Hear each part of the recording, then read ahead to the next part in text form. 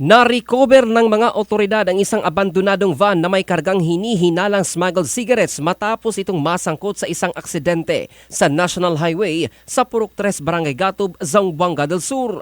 Ayon sa ulat ng Kumalarang Municipal Police Station, rumesponde ang mga pulis sa lugar at kanilang nadiskubre ang isang L300 van na wala ng mga sakay. Sa paunang investigasyon, pinaniniwala ang lumagpas sa kurbada at napunta sa gilid ng kalsada malapit sa culvert ang sasakyan. Pinaniniwalang tumakas ang mga sakay bago pa man dumating ang mga otoridad.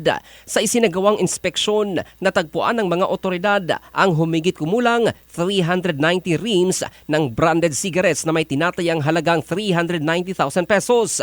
Napag-alaman na ang mga pakete ay may markang for export only at walang kaukulang tax stamps mula sa Bureau of Internal Revenue, indikasyon na iligal ang pagpasok at distribusyon ng mga ito sa bansa. Nakarecover din ang mga investigador ng isang driver's license mula sa loob ng sasakyan na posibleng magsilbing lead sa pagkilala sa mga sangkot. Isinuko na ang mga nakumpiskang kontrabando sa Bureau of Customs para sa kaukulang disposisyon habang nagpapatuloy ang investigasyon upang matukoy ang may-ari ng sasakyan at ang mga responsable sa naturang insidente.